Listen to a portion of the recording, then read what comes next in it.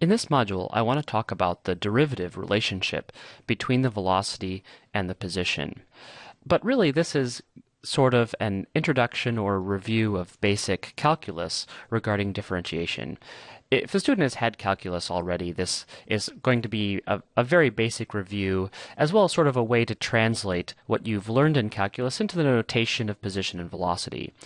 Many people take this course concurrent with Calculus 1, and many of those students may not have seen differentiation yet in that course.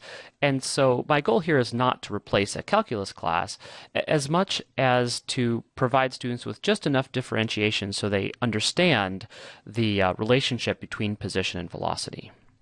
Okay, so first we start with a trajectory. And so I'll give myself a coordinate system here. As a function of time, we have some position as a function of time, and we might have some trajectory that looks like that. And what I'm interested in knowing is what is the velocity at any point in time. And now we know, say, driving a car, at any instant, you might say your velocity is 40 miles per hour. And so how do we define a velocity that will tell us the velocity at any instant in time?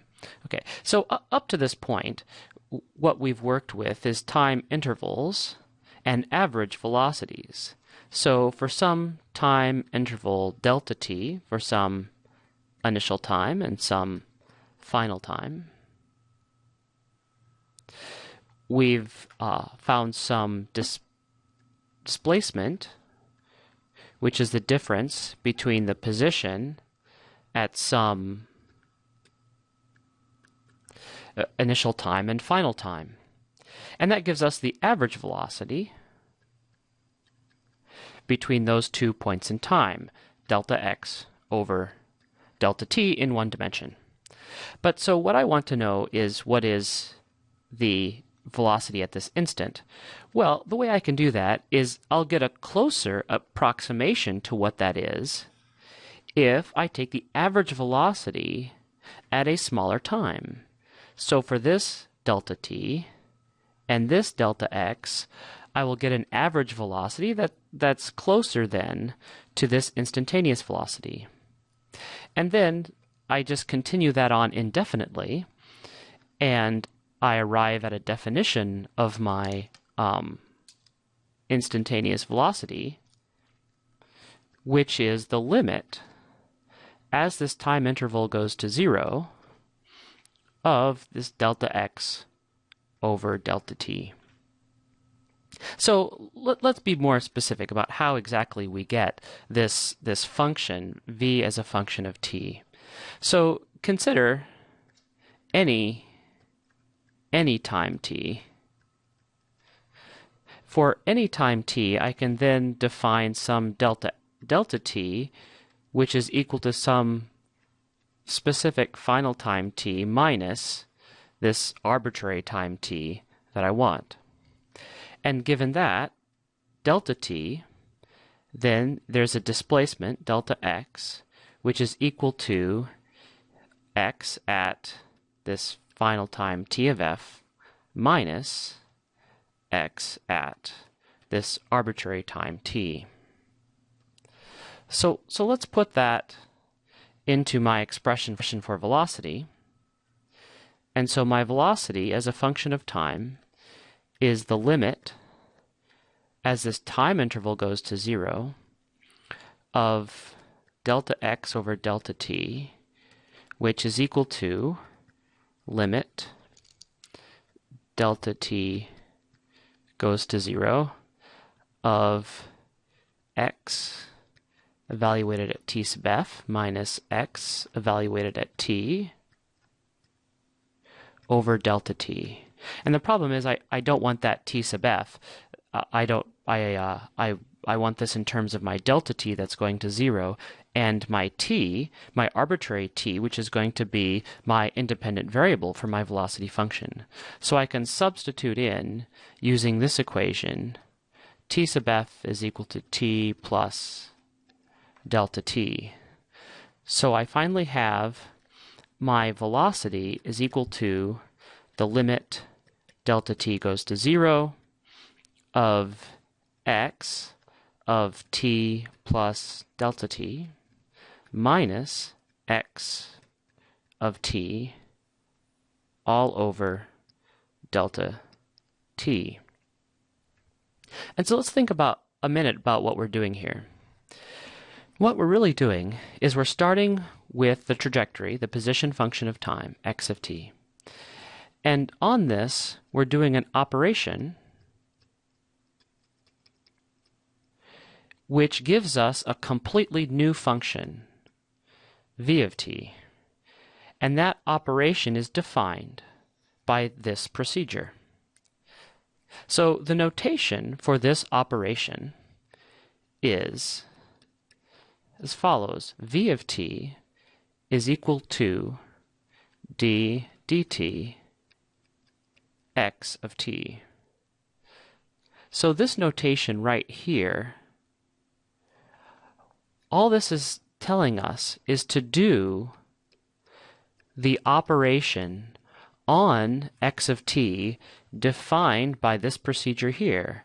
And in doing so, we will get an entirely new function of time, which is the velocity. All right, so let's do this.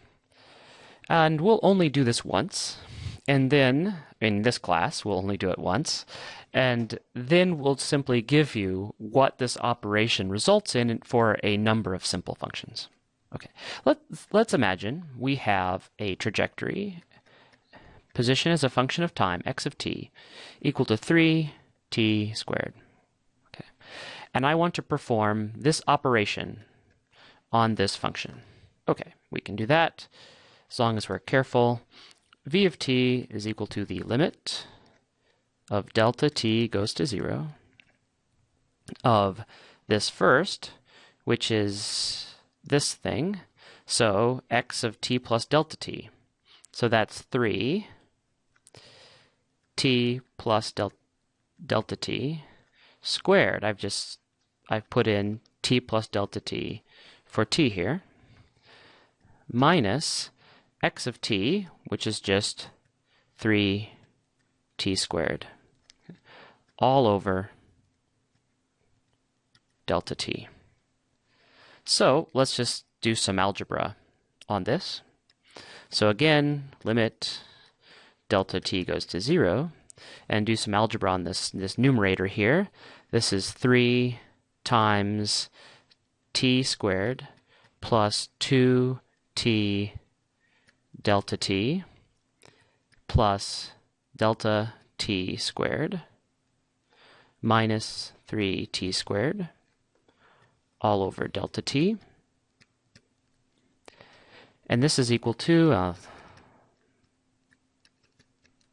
can then multiply this 3 through. We have 3t squared plus 2t delta t plus delta t squared minus 3t squared. You can see what's going to happen. Delta t, this cancels out this. So we're left with the limit as delta t goes to 0. Oh, the other thing, before we continue, once these are canceled and go to 0, then I can divide out a factor of delta t from all the remaining terms. So this goes to 1, that goes to 1, and I lose 1 power of delta t here. So I'm left with the limit as delta t goes to 0 of, I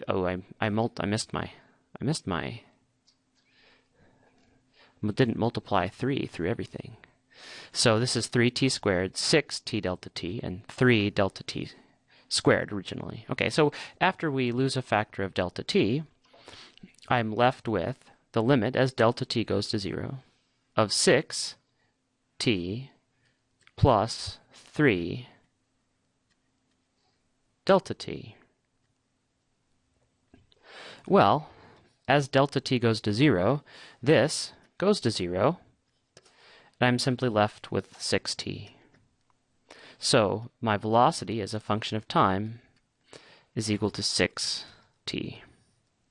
Okay, so this what we just did here is the operation defined by this notation and described by this procedure. And in principle, we could do that for every trajectory that we came across. But that's very time-consuming and tedious, and so what I'm going to do is just give you a list of what happens when you perform that operation on some simple functions. Okay. So if I have any polynomial t to the n, then that operation gives me a function that's n times t to the n minus 1. And we can see if we ignore the 3 here, the constant just came through, and we'll talk about that in a minute. But t squared, and then I ended up with 2 times, there was a 2 here, times t to the 1, and then the 2 times the 3 gave me the 6. So any function t to the n is n times t to the n minus 1. If I have a simple trig function, cosine of time, then the velocity is negative sine t. If I have sine t, it's a positive cosine t. If I have e to the x, the derivative of that is e to the x. Interestingly, the exponential e to the x is its own derivative, and that makes it a very special function. Also, if I happen to have a constant, since a is some constant, the derivative of any constant is 0. Okay, so that's some very simple functions, and we may not run into just those all that often, but we have a handful of rules that then will allow us to use this procedure for a much greater number of functions. Okay. The first rule we want to talk about is the sum rule. The sum rule is simple enough. If I have some function x of t, which is the sum of two functions, we'll call that f of t plus g of t, then by taking the operation on x of t, it's the same as taking the operation of both f of t plus the operation on g of t.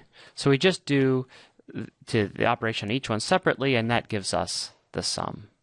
And so that's easy enough.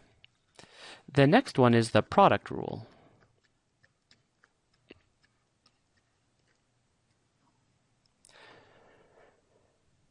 A little more convoluted.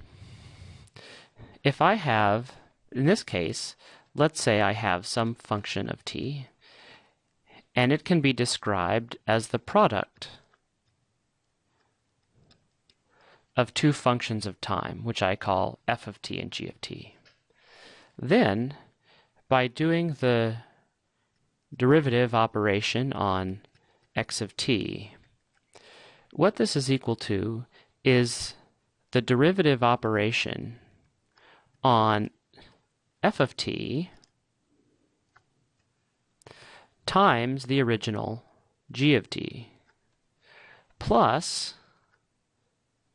the original f of t times the differentiation operation on g of t. So it's a little more complicated, but it's the same procedure. I just have to take the derivative of each one and then comprise the sum of these products. Okay, so that's the product rule, right? Things get more interesting with the very powerful chain rule. The chain rule applies when I have a function x of t which can be rewritten as a function f of another function g of t. And in this case, the operation of differentiation with respect to t of x is equal to the differentiation with respect to g of the function f of g times the operation differentiation with respect to t of the function g of t. So this takes a little bit of practice to get used to. Okay, so let's imagine now let's just do some examples with this. I have a function x of t, which is equal to cosine of a t squared. So this doesn't fit any of my simple functions that I have here. I have cosine of t, and I have t to the n, but I don't have what is cosine at squared, right? However, if I rewrite this at squared as a function g of t is equal to a t squared, then this is equal to cosine of g of t. And so now I have a function cosine of g, where g is a function of t, a of t squared. So I can rewrite f of g is equal to cosine g. And my very simple formulas here apply to both a t squared and cosine of g. So let's calculate both derivatives. The first, the derivative with respect to t of g of t, is equal to, and here I have at squared, where a is a constant. So technically I would use the product rule here. So let's just do that to give us practice with the product rule. So this is equal to the derivative with respect to time of the constant a times t squared plus a times the derivative with respect to time of t squared. Now the derivative of a constant is 0, so this whole thing is 0. And the derivative of t squared is equal to, so a times the derivative of t squared, which is 2t to the 2 minus 1, which is 1. That's using this relationship. So this derivative is equal to 2at. Now we want to calculate the operation of differentiation with respect to g of f of g, where f of g is cosine g. And from my little list here, that's negative sine t, so that's equal to negative sine g for this differentiation.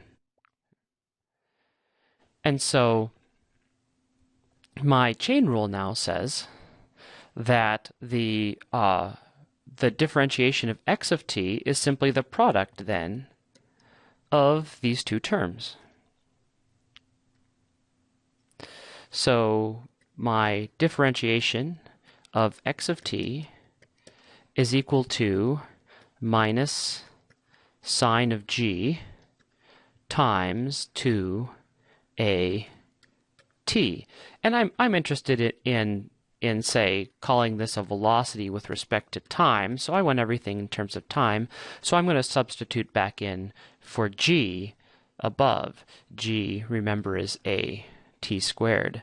So my final velocity is equal to negative 2at sine at squared. All right. So that's the chain rule. And if assuming you have a calculus book, if you go to the chain rule, you will undoubtedly find dozens upon dozens of examples and problems in which to test exactly this procedure, and so you can get lots of practice doing that. And that's the end of this module.